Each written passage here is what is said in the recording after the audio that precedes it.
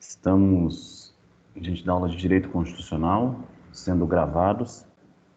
Essas aulas posteriormente vão ser colocadas na unidade 1, seção 1, com uma antecedência para vocês estudarem para as avaliações do segundo bimestre, tá bom? Já com o quórum mais avantajado do que há pouco, vamos iniciar então a aula. Estamos na unidade 3, estamos na seção 3.2, 3.3, e vamos ver se hoje nós conseguimos chegar na 3.4 também, tudo bem?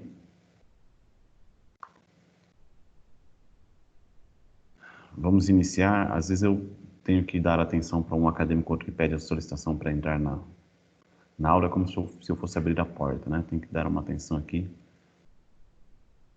Mas abram o livro acadêmico de vocês. Deixa eu ver a página aqui.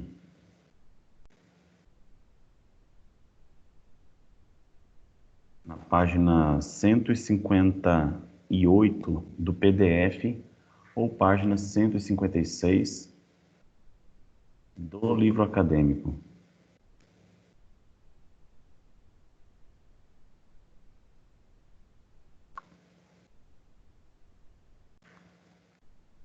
Página 156 do livro acadêmico ou página 158 do PDF.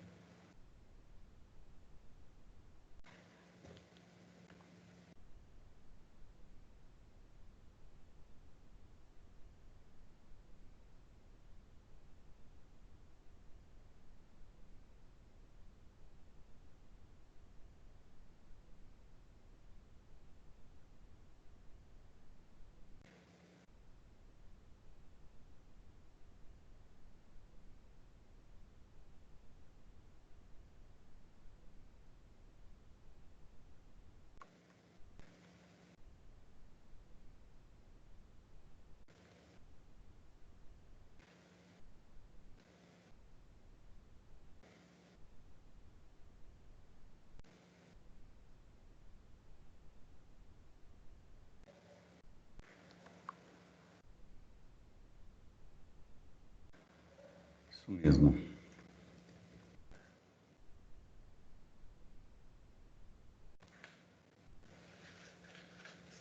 Todos me ouvindo? Tudo ok? Primeiro momento, gente, eu quero dizer para vocês o seguinte.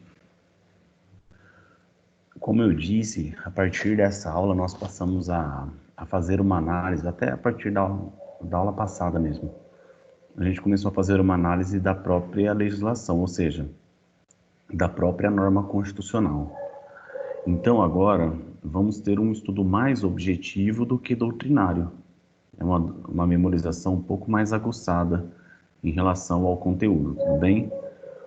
Vimos que perguntas referentes aos princípios fundamentais vão se relacionar do artigo 1º até o artigo 4º. Sendo certo que o artigo 1º trata dos fundamentos, a palavra-chave da pergunta fundamentos, o artigo 2º fala da separação dos poderes, e vocês já sabem quais são as funções típicas de cada poder, que temos o legislativo, função típica de legislar, nós temos o poder judiciário, que a função típica é a de julgar, e nós temos a do poder executivo, que a função típica é a de administrar, é a de executar aqueles provimentos já estipulados em lei. E vocês vão ter a disciplina de direito administrativo, que vai versar um pouquinho sobre as regras do direito do poder executivo. Vimos também no artigo 3º quais são os objetivos da República Federativa do Brasil e no artigo 4º quais são os princípios que regem o Brasil na relação pública internacional, nas relações públicas internacionais. Então vocês devem fazer a releitura desses artigos, e na aula de hoje nós passamos a fazer a análise, o estudo do artigo 5º e seguintes, sendo certo que nós vamos estudar do artigo 5º até o artigo 17 ainda nesse bimestre, ou seja, nós temos essa e mais 2 aulas para nós estudarmos do artigo 5º até o artigo 17. Caso você já queira buscar, fazer a leitura, fazer o estudo desses artigos, eu oriento que você faça a leitura da lei seca e faça as anotações das suas dúvidas a respeito do que você está lendo nessa lei seca. Professor, o que é lei seca? Lei seca é lei não comentada. Professor, qual que é a diferenciação de uma lei seca para uma lei não comentada? Quando você vai no Google e escreve Constituição Federal, no link que vai aparecer do site do Planalto, Constituição Federal, você vai ler a letra literal da lei, sem nenhum comentário doutrinário. Isso se chama lei seca. Essa lei seca, então, não vai trazer jurisprudência, não vai trazer comentários doutrinários, nada disso. Vai ser meramente a literalidade da lei. Aquela uma que foi publicada e aquela que entrou em vigor. Quando nós falamos em lei comentada, é porque tem tem algum comentário, alguém escreveu algo a mais a respeito, tentando, por vezes, até exemplificar alguns pontos, tá? Ou então explicar alguns pontos. Se eu fosse vocês, nesse primeiro momento, eu leria apenas a lei seca, até porque cada dúvida que surgisse, vocês acabariam, então, anotando para em sala de aula você fazer a pergunta, né? Nesse momento de aula com o professor, você acabar fazendo a pergunta, tudo bem? Então vamos abrir a Constituição. E abrindo a Constituição, vamos passar a fazer a leitura do artigo 5º da Constituição.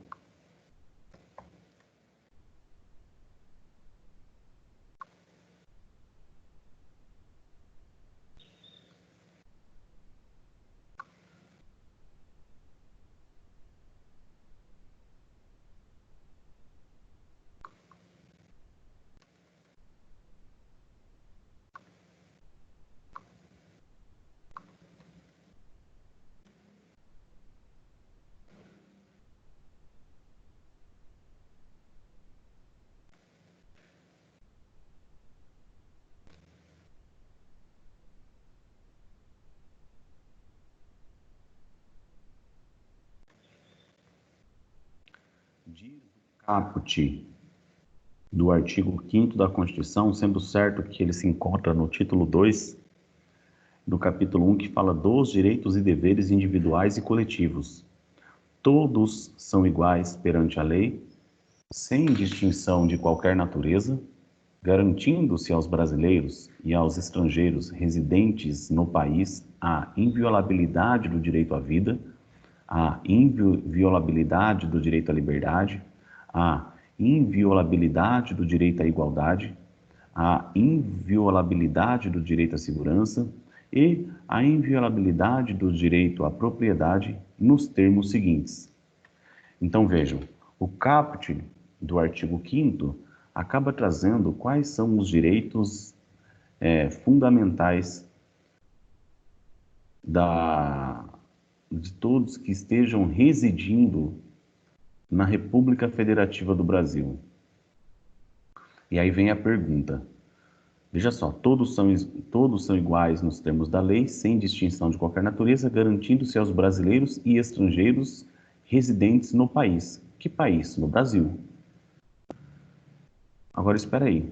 Residente, o que a gente entende como residente? Aquela pessoa que possui residência.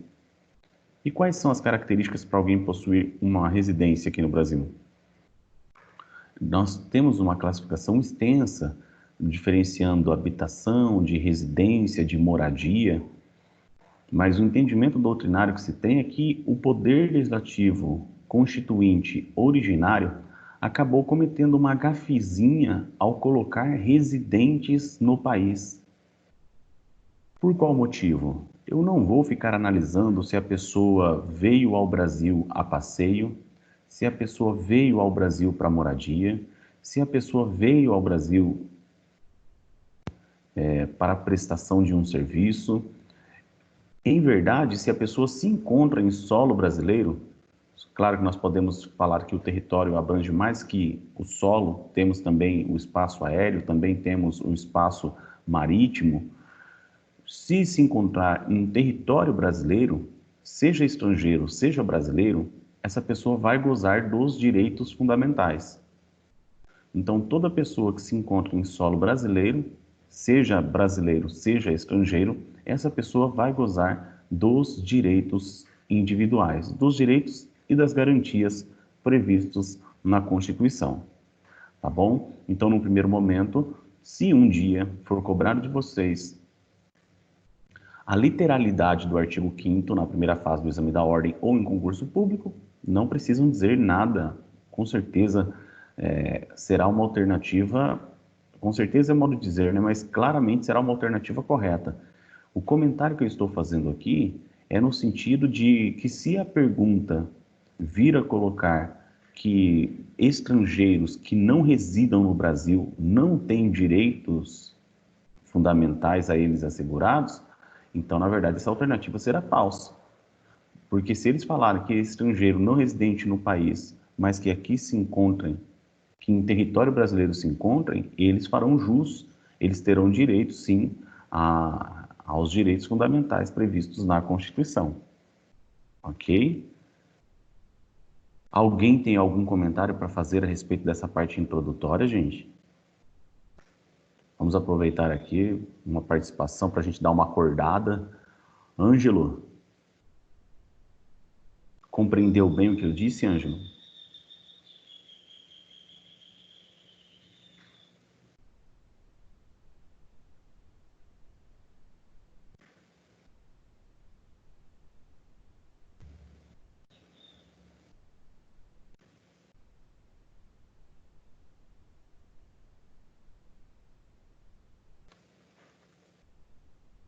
Ana, poderia comentar um pouquinho? Tudo ok?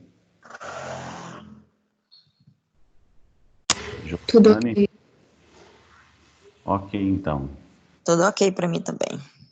Então tá bom. Vocês dando esse feedback aí, pelo menos já fica mais aclarado. Bom, vocês já sabem então que não precisa um estrangeiro residir no Brasil para que todos esses direitos e garantias fundamentais que a gente vai estudar na aula de hoje, a eles façam jus. Ok, ponto. Um próximo ponto que a gente deve comentar, antes de passarmos a analisar ponto por ponto desse artigo 5º e demais artigos, é um segundo ponto de estudo para a aula de hoje.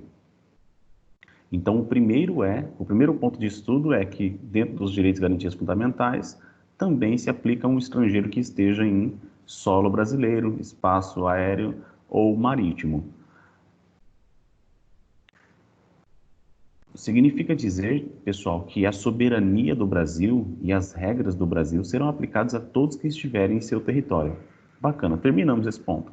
Vamos para um segundo ponto. A Constituição, ela possui normas de natureza constitucional. Ô, professor, isso é óbvio. E é verdade, isso é óbvio. Então, preste atenção, o que eu estou querendo dizer para vocês? Uma norma infraconstitucional possui natureza infraconstitucional. Uma norma infralegal possui natureza infralegal. O que eu estou querendo dizer para vocês? Eu já devo ter comentado e mostrado para vocês, inclusive em tempo de sala de aula, da pirâmide, do sistema piramidal, e fazendo a citação, inclusive, do sistema piramidal de Hans Kelsen. E o que seria esse sistema piramidal?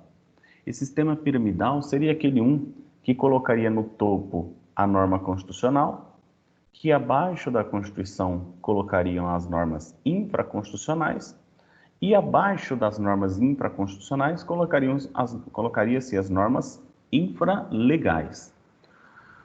Qual que é a diferença de uma norma constitucional para uma norma infraconstitucional para uma norma infralegal? É a questão de subordinação, e sabendo-se que as normas fundamentais, num aspecto geral, são previstas pela Constituição. As normas infraconstitucionais fazem uma previsão mais regulamentatória dos direitos previstos na Constituição, especifica mais, detalha mais, organiza mais a respeito disso. E nós temos os atos infralegais, que são algumas atribuições conferidas pela Constituição para a criação nas normas infraconstitucionais, e as normas infraconstitucionais colocam uma autorização para práticas de atos infralegais. Vocês querem um exemplo? Uma norma constitucional, vou citar um exemplo para vocês. Artigo 5º, inciso 1. Homens e mulheres são iguais em direitos e obrigações nos termos desta Constituição. Então, vejam, o inciso 1 do artigo 5º da Constituição é uma norma de natureza constitucional. Professor, por que que esse inciso 1 do artigo 5º da Constituição é uma norma constitucional? Por que é uma norma de natureza constitucional? É uma norma de natureza constitucional, como eu também já disse isso para vocês no passado, porque ou ela foi originária do poder constituinte originário, ou ela nasceu, se originou do poder constituinte derivado reformador, ou do poder constituinte derivado revisor. E nós vimos que é lá no artigo 60 que nós encontramos a figura do poder constituinte derivado reformador. Qual é o procedimento para eu criar uma norma constitucional? Ou ela foi feita pela Assembleia Nacional Constituinte, ou seja, poder constituinte originário, seguindo aquelas formalidades em 1988, de 5 de outubro de 88, ou então passou a seguir as formalidades estipuladas pelo poder constituinte originário para o exercício do poder constituinte derivado. Só para vocês se lembrarem a respeito, eu vou ler o artigo 60 da Constituição, que diz assim: a Constituição poderá ser emendada mediante proposta. Incisos 1, 2 e 3 fala de quem são os legítimos para propor, porque não é qualquer pessoa que pode propor. Quem pode propor? Câmara dos Deputados, Senado Federal, ambos ali com no mínimo 1/3, o presidente da República e mais da metade das assembleias constituintes da Federação, manifestando-se cada um pela maioria relativa de seus membros. Não vamos nos ater a isso daqui. Olha só, diz o parágrafo 2º que a proposta será discutida e votada em cada casa do Congresso Nacional em 2 turnos, considerando-se aprovada se obtiver em ambos 3/5 dos votos dos respectivos membros. Vou repetir.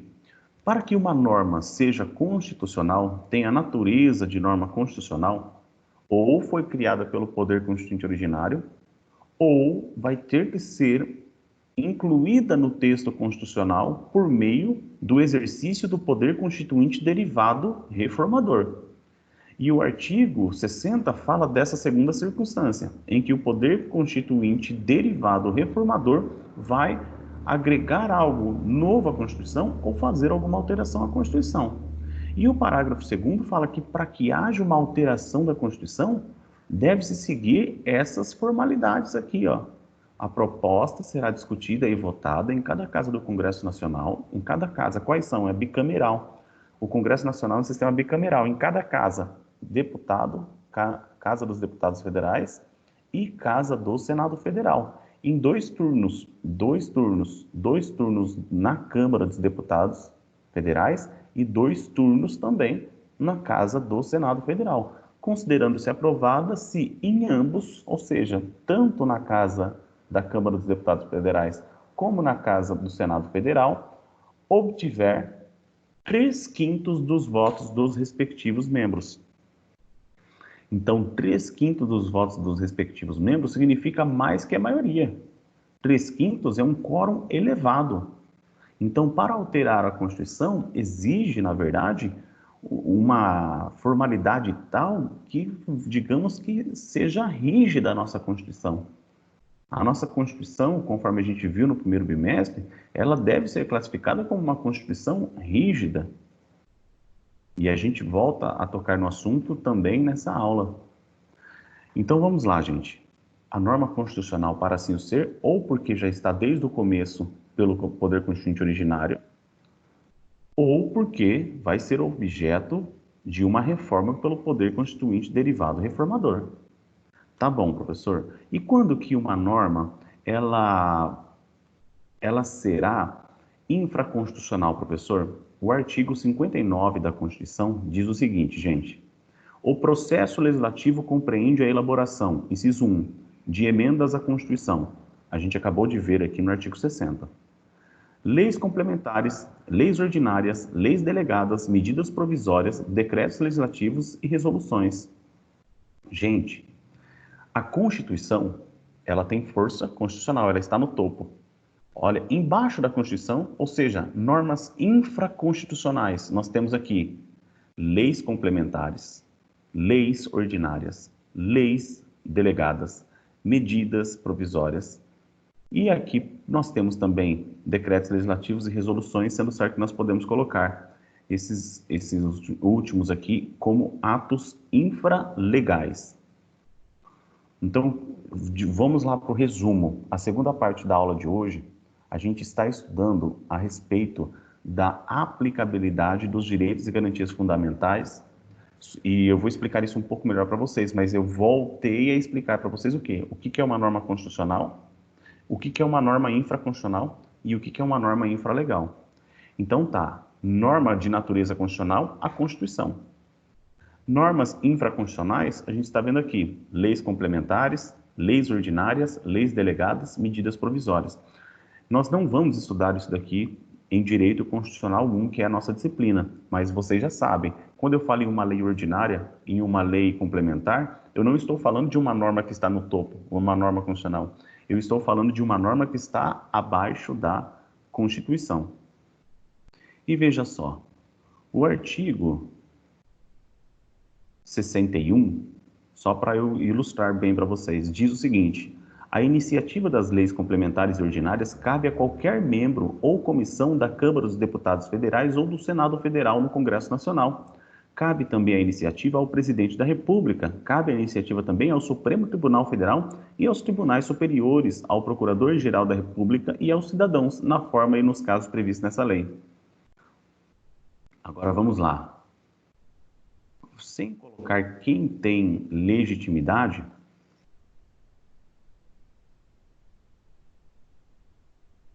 eu vou mostrar para vocês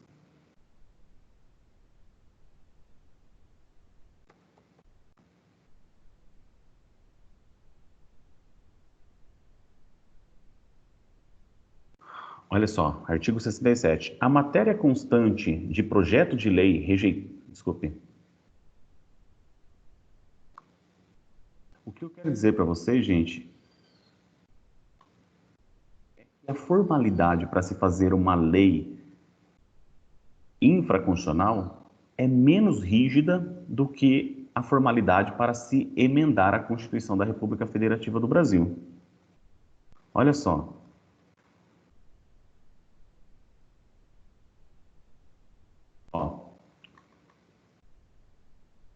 Artigo 64. A discussão e votação dos projetos de lei de iniciativa do Presidente da República, do Tribunal, do Supremo Tribunal Federal e dos tribunais superiores terão início na Câmara dos Deputados. Então, um projeto de lei é apresentado à Câmara dos Deputados. Parágrafo 2º. Se a Câmara dos Deputados e o Senado não se manifestarem sobre a proposição, cada qual sucessivamente, em até 45 dias, sobrestar-se-ão todas as demais para que haja apreciação daquele projeto de lei. Parágrafo 3º. A apreciação das emendas no Senado Federal, caso o Senado não tenha concordado com a Câmara dos Deputados, far-se-á nos 10 dias observados os requisitos tal. Parágrafo 4º. O prazo do parágrafo 2º não corre em períodos de recesso. Artigo 65. O projeto de lei aprovado por uma casa será revisto pela outra, em um só turno de discussão e votação, e enviado para a sessão de promulgação, para a sanção ou promulgação da Casa Revisora a aprovar ou arquivado se o rejeitar. Quer dizer o quê? O projeto de lei é apresentado em uma casa, em regra, Casa dos Deputados Federal. A Casa do Deputado Federal manda para revisão do Senado Federal. O Senado Federal vai querer revisar ou não vai querer revisar. Se ele aprovar, envia para a sanção e veto do Presidente da República. E se ele rejeitar, vai acabar sendo, então, a proposta voltando para a Casa Iniciadora, que no caso eu falei para vocês foi a Casa dos Deputados Federais. A casa na qual tenha sido concluída a votação enviará o projeto de lei para o Presidente da República, que aquiescendo, concordando, acabará por sancionar. E aí, o Presidente da República, se ele entender, ele poderá acabar vetando. Agora vamos lá. E ali depois, claro que o veto ele poderá acabar sendo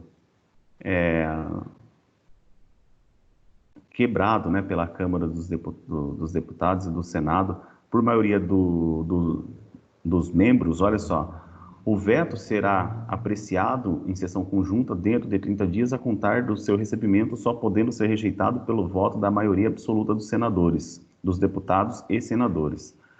Bom, pessoal, por que eu comentei a respeito aqui das leis infraconstitucionais? Repetindo, norma de natureza constitucional feita pelo Poder Constituinte originário ou feita a reforma pelo Poder Constituinte derivado reformador. Normas infraconstitucionais são aquelas feitas por um processo legislativo diferenciado. Vai haver aprovação, se for uma lei ordinária, por um quórum, se for uma lei complementar, por outro quórum, só que nesses dois quórums não se exige 2 turnos, não se exige também aprovação por 3/5 em cada casa, vai se levar em consideração a maioria. Na lei ordinária, uma maioria relativa. Na lei complementar, uma maioria absoluta. Ok? Não vou aqui ficar explicando o processo legislativo mais do que isso que eu passei para vocês, mas agora vem o momento de eu fazer a seguinte pergunta, vocês entendendo dessa forma. Para que seja uma lei, para que tal direito seja de norma constitucional, ele tem que estar previsto no texto constitucional? Então vejam, para estar constando no texto constitucional, o que vocês acabaram de ver? Que existem 2 circunstâncias. Ou foi o Poder Constituinte originário que a colocou, ou foi o Poder Constituinte derivado reformador que a colocou no texto constitucional. Aí eu faço a seguinte pergunta. Se uma norma não estiver escrita no texto constitucional, se um direito não estiver escrito no texto constitucional, essa norma vai ser uma norma de natureza constitucional ou vai ser uma norma de natureza infraconstitucional? E agora eu vou querer contar com a participação de vocês. Seria infra? Infra. Então vejam só, pessoal, isso mesmo que vocês devem ter na cabeça é o seguinte: nós temos que saber diferenciar uma norma constitucional de uma norma infraconstitucional. Se por um acaso uma lei ela não seguiu o processo legislativo para ser uma norma constitucional, ou seja, se não foi fruto do Poder Constituinte originário, se ela também não foi fruto de uma observância das regras do Poder Constituinte derivado reformador, significa que essa norma ela vai ser acolhida no Brasil com força de norma infraconstitucional. E aí vai ter aquele quórum iniciativa na Câmara dos Deputados Federais, depois na Casa do Senado, depois a revisão, volta para a Casa Iniciadora se tiver revisão, depois vai para o Presidente da República, o Presidente da República vai ter que sancionar, promulgar e depois depois da vacatio legis, depois da publicação, entrar em vigor. Pessoal, essa é a regra básica. Pelas 2 respostas que tivemos aqui, eu estou interpretando que a turma também interpretou dessa forma. E não foi à toa que eu acabei gastando um tempo explicando esse regramento para vocês. Por quê? Porque agora chegou a hora de a gente ir para os parágrafos 1º, 2º e 3º do artigo 5º para entendermos o seguinte. Vamos até o parágrafo 4º. Vamos para a leitura do parágrafo 1º, parágrafo 2º, parágrafo 3º e parágrafo 4º do artigo 5º da Constituição. Por que eu vou ler esses parágrafos para vocês? Para vocês aprenderem um pouco mais a respeito do seguinte: quando nós falamos em direitos e garantias fundamentais, nós estamos falando das regras apenas previstas no artigo 5º? Coloquem no caderno de vocês isso para vocês saberem o que vocês estão aprendendo nessa segunda etapa da aula de hoje. Coloquem no caderno, no computador, no celular de vocês a seguinte pergunta. Esse é o segundo ponto da aula de hoje. O segundo ponto da aula de hoje, o primeiro vocês se lembram, né? Não precisa um estrangeiro estar domiciliando aqui no Brasil. Basta ele estar em território brasileiro para que ele tenha os direitos e garantias fundamentais a ele protegidos, a ele assegurados, tá? Esse foi o primeiro passo da aula. O segundo está sendo esse de agora. Vai ser referente a essa pergunta. Somente o artigo 5º da Constituição, somente o artigo 5º da Constituição? Somente o artigo 5º da Constituição faz previsão, somente o artigo 5º da Constituição faz previsão dos direitos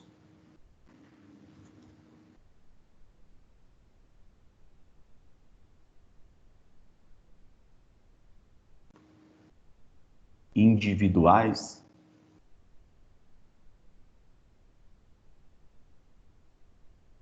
fundamentais?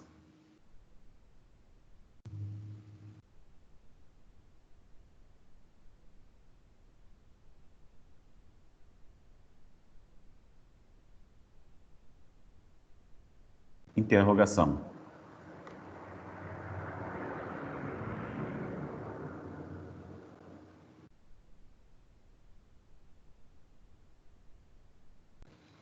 Vou dar continuidade agora. Gente, olha o que diz o parágrafo 1º. As normas definidoras de direitos e garantias fundamentais têm aplicação imediata. Já já eu comento um pouco mais a respeito de normas de eficácia plena, contida ou limitada, tá bom? Mas vejam, as normas definidoras dos direitos e garantias fundamentais têm aplicação imediata. Quer dizer o que, gente? Em 5 de outubro de 1988, todas as normas de direitos e garantias fundamentais passaram a ter vigor imediato, independentemente de leis infraconstitucionais. Entrou em vigor, pronto, homens e mulheres são iguais perante os termos dessa Constituição. Homens e mulheres, mulheres e homens têm os mesmos direitos aqui no Brasil nos termos da Constituição. Bastou a entrada em vigor. Então o macho alfa da casa tinha que falar assim, caramba, olha só como a sociedade mudou. Aquela família anglo-saxônica, romana, perdeu sua característica. Não é mais o varão que manda, não é mais o varão que escolhe qual é a religião, não é mais o varão que vai escolher, o patriarca, né?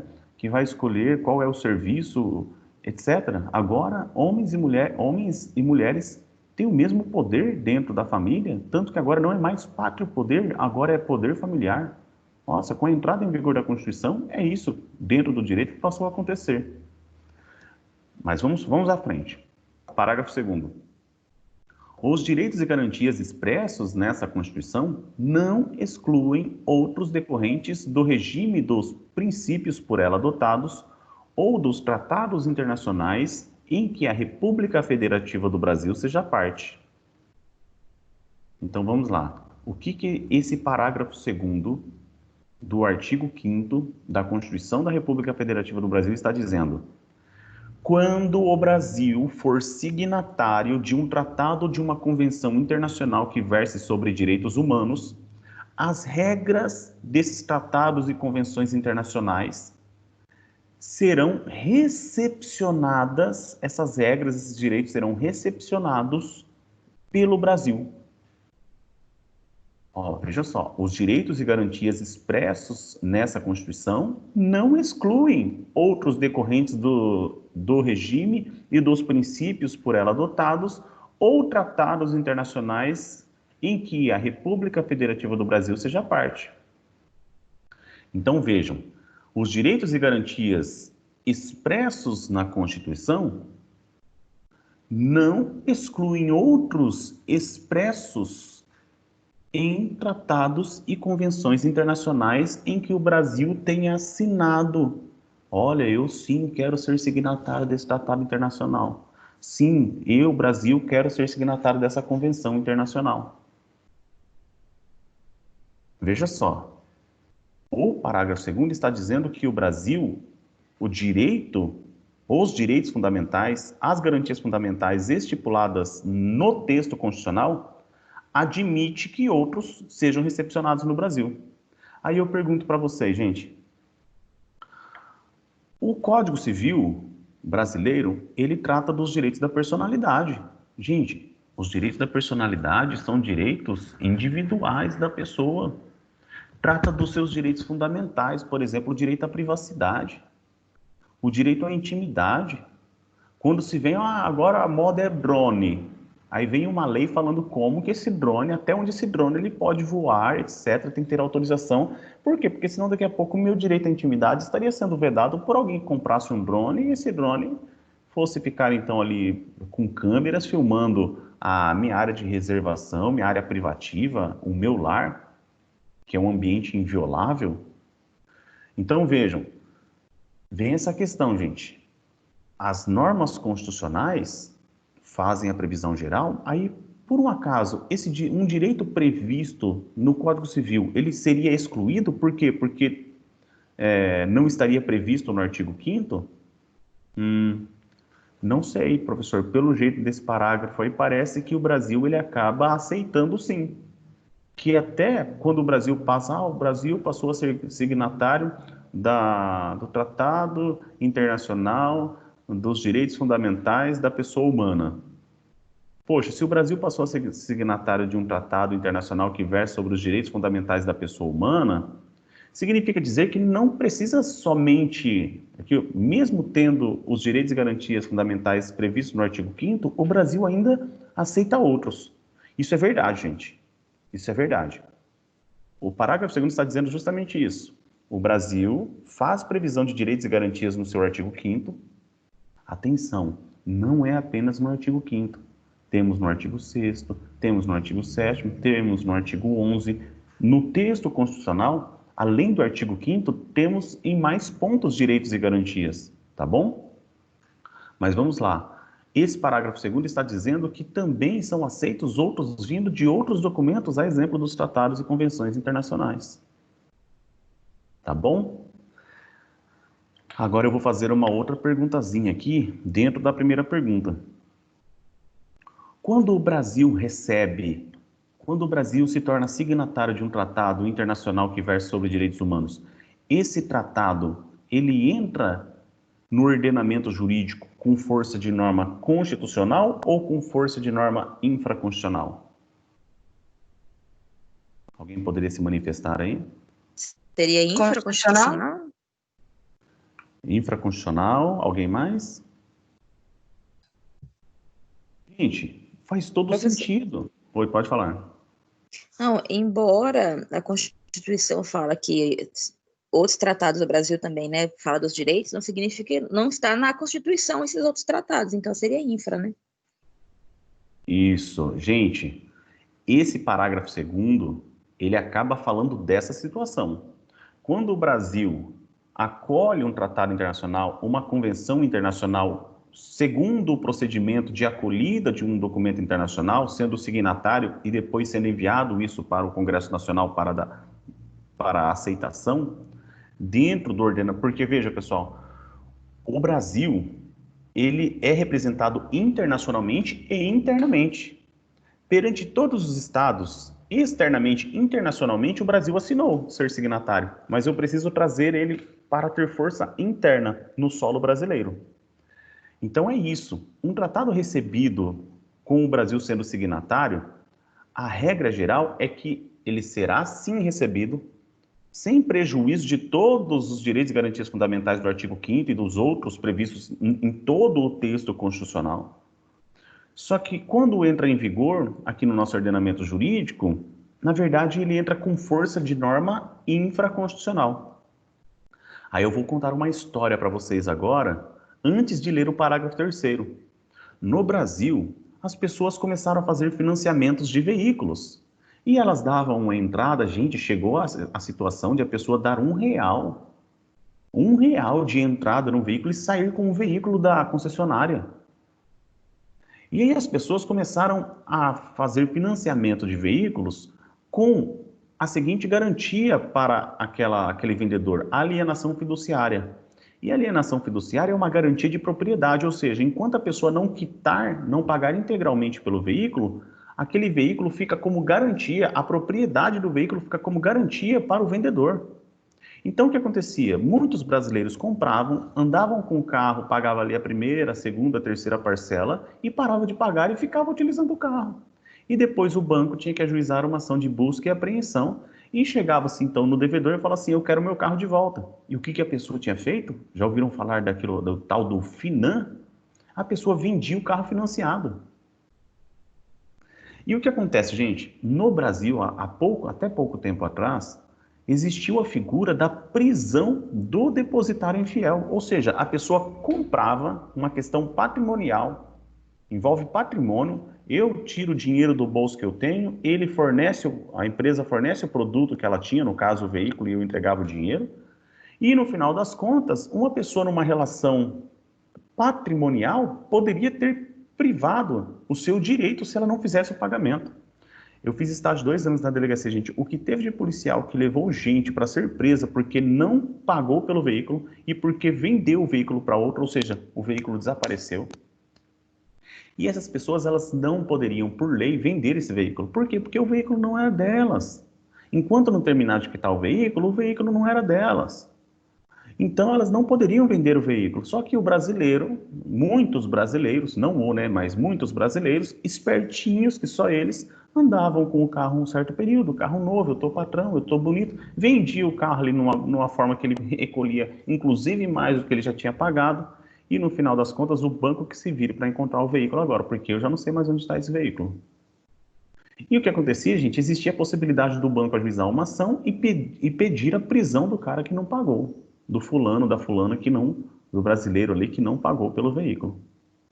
Só que o Brasil, ele é signatário de um tratado que se chama Pacto de San José da Costa Rica. E esse tratado, ele especifica que não pode haver prisão civil do depositário infiel. E, para falar a verdade, não existia no nosso ordenamento jurídico, na lei processual civil, uma regra que tratasse da prisão do depositário infiel. Existia uma regra que tratava da prisão do devedor de alimentos. E a Constituição da República Federativa do Brasil, no artigo 5º, ele coloca que a prisão civil por dívida é proibida, exceto, colocou ali duas exceções, uma do devedor de alimentos e outra do devedor de bens alienado fiduciariamente. Só que o Brasil, ele era signatário também de tratados que vedavam a prisão do depositário infiel. Sabe o que aconteceu, gente? Aconteceu que no Brasil parou de haver prisão daqueles que deviam por conta de alienação fiduciária. E claro, gente, toda essa sistemática de vendas de veículo também foi modificada ao longo do tempo. Mas aí, agora, eu vou ler o parágrafo 3º e vou voltar a comentar a respeito desse Pacto de San José da Costa Rica, tá? Os tratados e convenções internacionais sobre direitos humanos que forem aprovados em cada casa do Congresso Nacional, com 2 turnos, por 3/5 dos votos dos respectivos membros, serão equivalentes a emendas constitucionais. Vejam só, gente. Os tratados e convenções internacionais sobre direitos humanos que forem aprovados em cada casa do Congresso Nacional, em 2 turnos, por 3/5 dos votos dos respectivos membros, serão equivalentes a emendas constitucionais. O que nós acabamos de ver? A mesma formalidade do artigo 60, parágrafo 2º ou 3º, não me lembro agora com exatidão, mas que eu li na aula de hoje para vocês, a mesma formalidade. Se um tratado internacional ele entrar no nosso ordenamento jurídico, ele vai entrar pode entrar por 2 formas.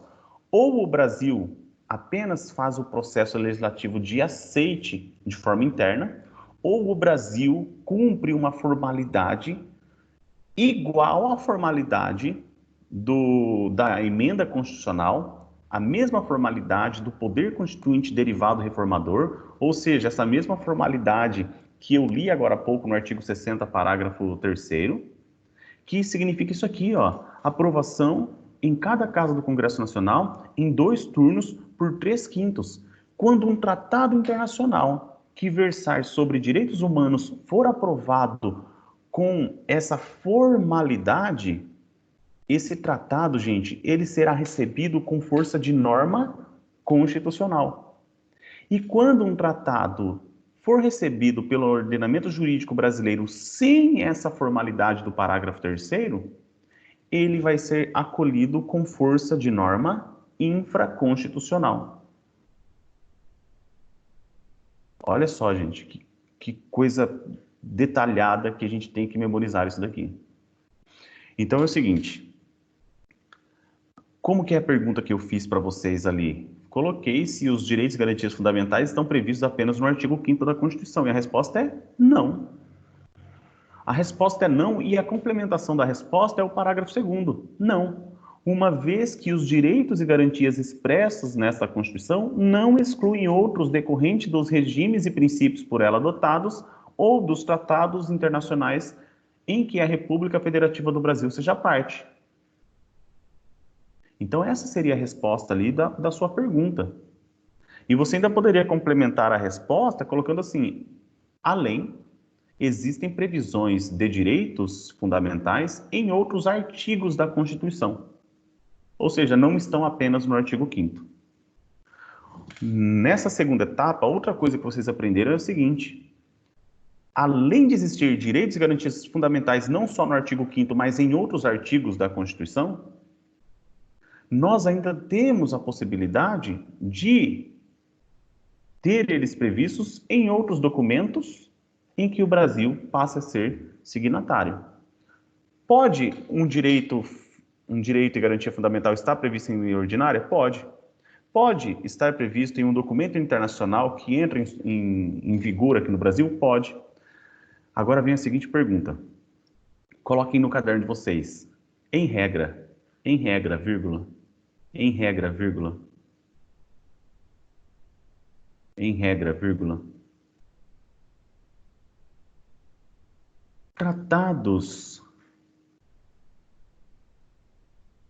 Tratados internacionais, em regra, vírgula, tratados internacionais.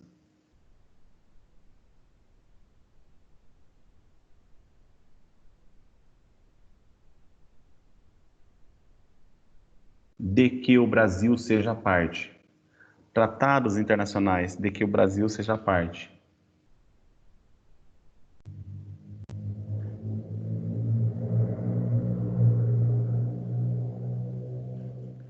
Vírgula.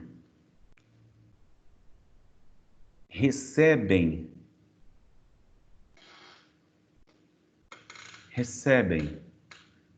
a natureza jurídica. Recebem a natureza jurídica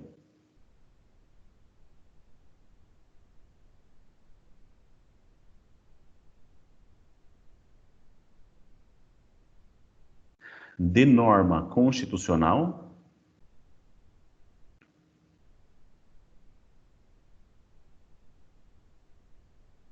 vírgula,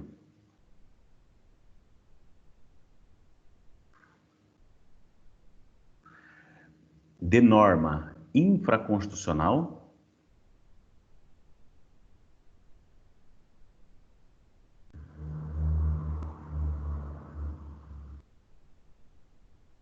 ou de norma infraconstitucional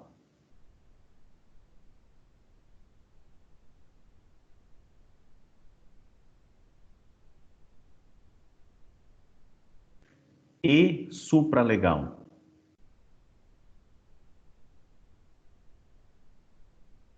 Então, repetindo, um tratado internacional de que o Brasil seja parte entra no nosso ordenamento jurídico com qual natureza? Com natureza de norma constitucional, com natureza de norma infraconstitucional ou com natureza de norma infraconstitucional, mas supralegal?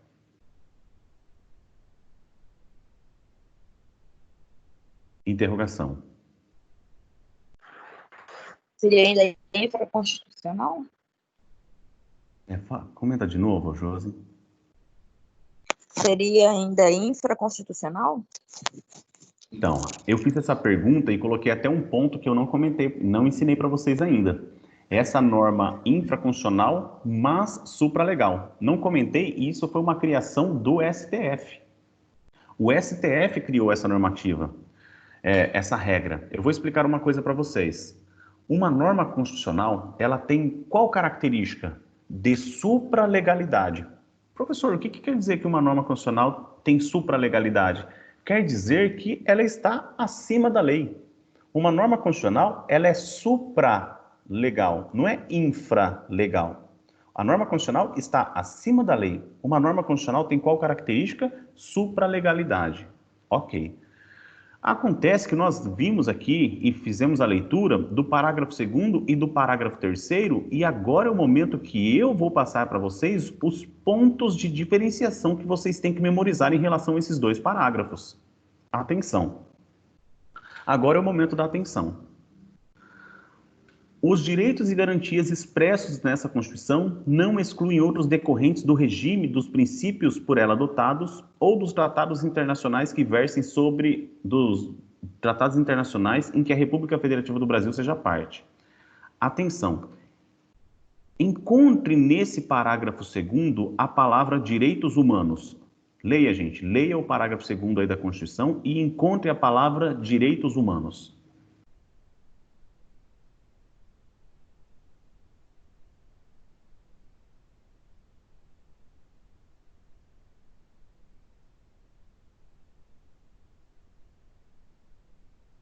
Não tem no parágrafo 2º. Não tem. Agora vamos ler o parágrafo 3º.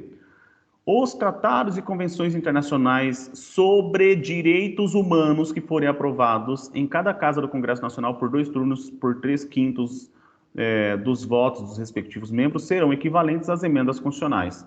Agora leiam o parágrafo 3º e encontrem a frase direitos humanos.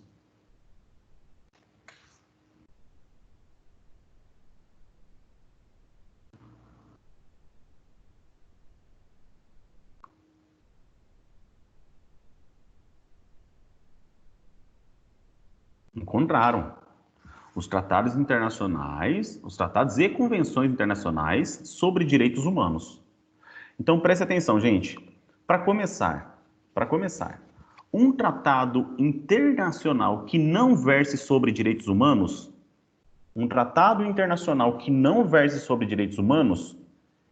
ele sempre vai ser acolhido no Brasil com força de norma o quê? Infraconstitucional. Então, presta atenção. Os tratados internacionais que o Brasil seja signatário e que não versar sobre direitos humanos, eles sempre serão acolhidos com força de norma infraconstitucional. Anotaram isso? Então é isso. Um tratado internacional que não versar sobre direitos humanos, ele sempre será acolhido no Brasil com força de norma infraconstitucional. Por quê? Porque para ser acolhido com força de norma constitucional, colocando como equivalentes à emenda constitucional, exigido-se foi o quê? Que versasse sobre direitos humanos. Olha, para começarmos a diferenciação entre o parágrafo 2º e o parágrafo 3º, é isso aqui, ó. O parágrafo 3º, ele coloca a possibilidade de um tratado ou uma convenção internacional receber a categoria, o status, a natureza jurídica de norma constitucional. Só que apenas no Brasil será possível que um tratado ou uma convenção internacional seja acolhido com força de emenda constitucional se ele versar sobre direitos humanos. Então, o primeiro passo é esse, que vocês têm que memorizar. Tá bom? Então, vejam só, primeira diferenciação, parágrafo 2º, ele fala que o Brasil ele pode adotar diversos tratados internacionais. Se versar sobre direitos e garantias expressos na Constituição, ele será acolhido, etc. Mas, para ele ser acolhido com força de norma constitucional, ele vai ter que seguir a formalidade e ele vai ter que versar sobre direitos humanos. Professor, eu não sei o que são direitos humanos. Pessoal, os direitos fundamentais, quando previstos no texto interno, dentro de um Estado, um texto constitucional, recebe esse nome de direitos fundamentais. Exemplo, dignidade da pessoa humana. Exemplo, cidadania. Exemplo, pluralismo político. Exemplo, livre iniciativa.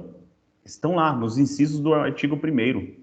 Fundamentos, então, normas fundamentais, quando previstos na Constituição, nós chamamos de direitos fundamentais. Professor, e quando nós encontramos a dignidade da pessoa humana, por exemplo, previsto num tratado ou numa convenção internacional? Nós chamamos isso de direitos humanos.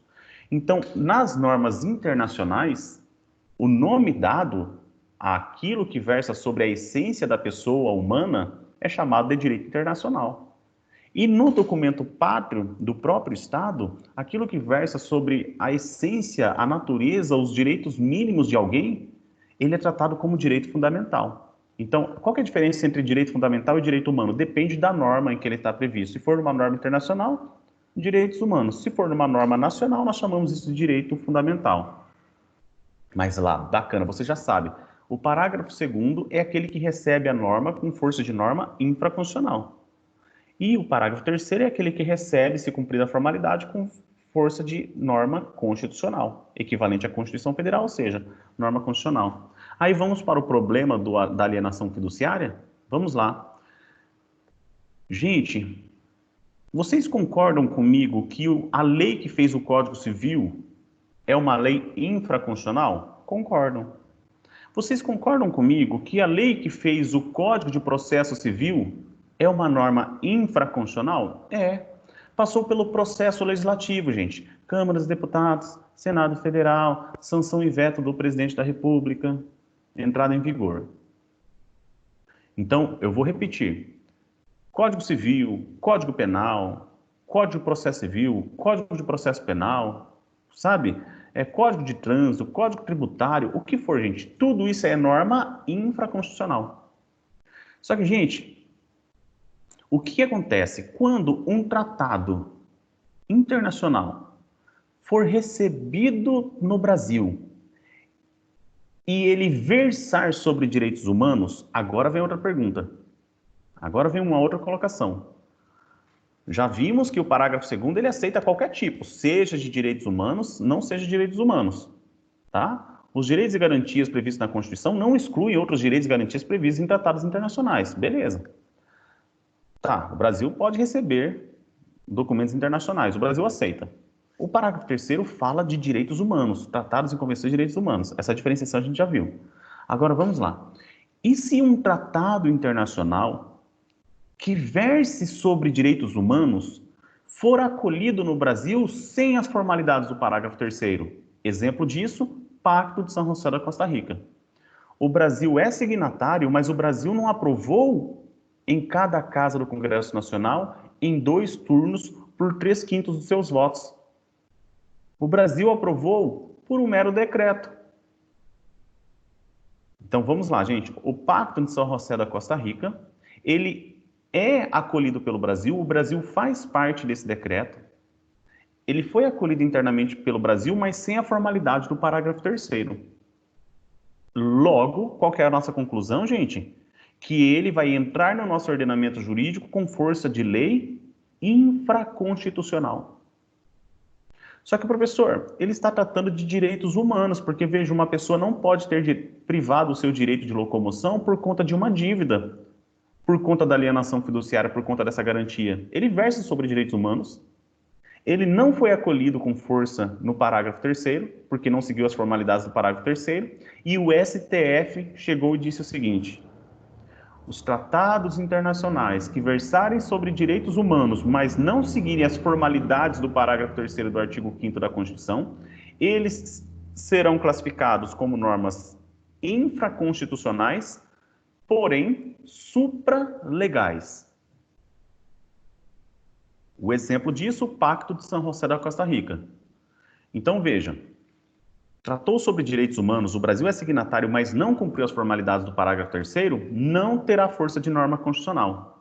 Ele terá natureza jurídica de norma infraconstitucional, porém com uma característica de norma constitucional, a supralegalidade. E qual que é a consequência disso, professor?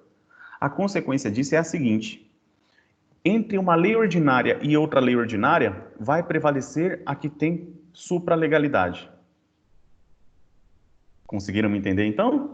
Então, se eu pegar a regra do Código de Processo Civil, do Código Civil, dentre os outros, e for comparar com o Tratado Internacional que versa sobre direitos humanos, mesmo ele não tendo sido aprovado com as formalidades do parágrafo 3º, mesmo ele não tendo força de norma constitucional, ele vai se sobrepor à lei ordinária.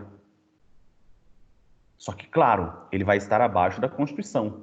Então, naquela pirâmide de Hans Kelsen, o correto seria norma constitucional, Abaixo dela, norma recebida pelo Brasil que verse sobre direitos humanos sem as formalidades do parágrafo 3º, e abaixo dessa, que colocaria-se, então, as normas infraconstitucionais. Então, nessa pergunta que eu fiz, um tratado acolhido pelo Brasil que verse sobre direitos humanos, ele terá força de norma constitucional, infraconstitucional ou infraconstitucional com supralegalidade? Gente, prestem atenção. Primeiro, a gente tem que saber se o tratado ou a convenção ele trata de direitos humanos. Se não tratar de direitos humanos, gente, a gente pode ter certeza que vai ser norma infraconstitucional. Professor, tratou de direitos humanos. Aí a gente tem duas possibilidades. Ou ele vai ser infraconstitucional, porém supralegal, com fundamento no parágrafo 2º, ou ele será elevado à categoria de norma constitucional com fundamento no parágrafo 3º.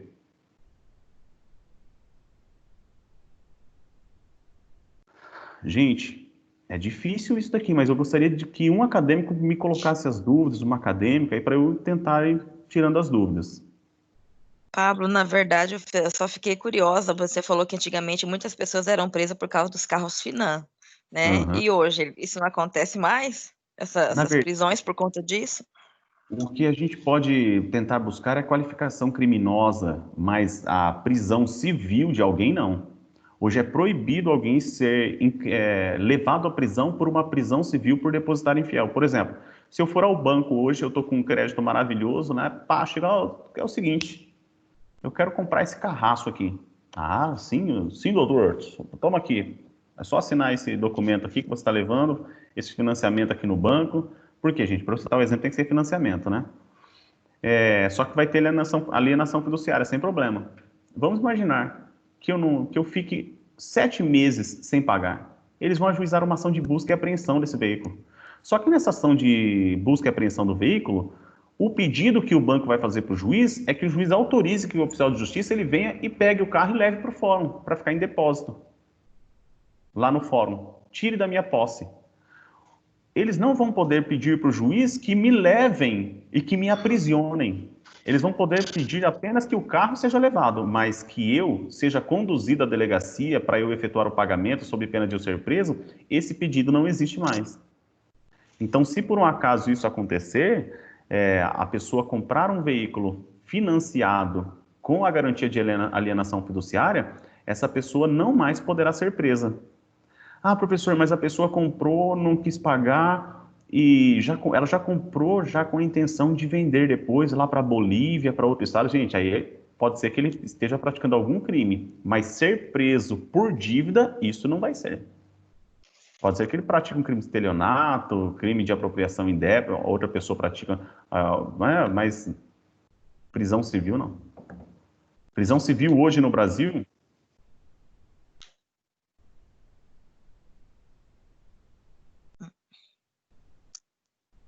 Ai, o professor saiu?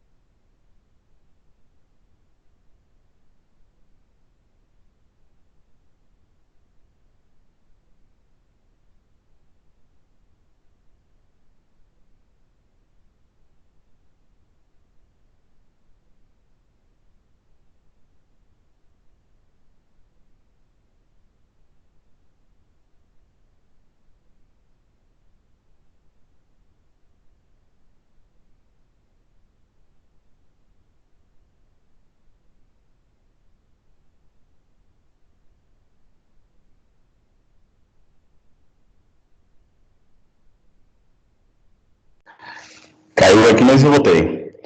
Prisão civil aqui hoje, estão me ouvindo bem? Sim. Prisão no Brasil apenas daquela pessoa que assume a obrigação alimentar de alimentos e de forma acaba desrespeitando o compromisso que fez. Então, a forma de prisão civil por dívida aqui no Brasil é de alimentos. tá? Pessoal, algum acadêmico aí, pode ser, acadêmica, você mesmo, ô Josi, pode comentar quanto a essa questão, que, quando que vai ser recebido esse documento internacional com força de norma constitucional? Quando que vai ser recebido com força de lei ordinária, ou seja, infraconstitucional? E quando que vai ser recepcionado com supralegalidade? Alguém saberia passar essa informação?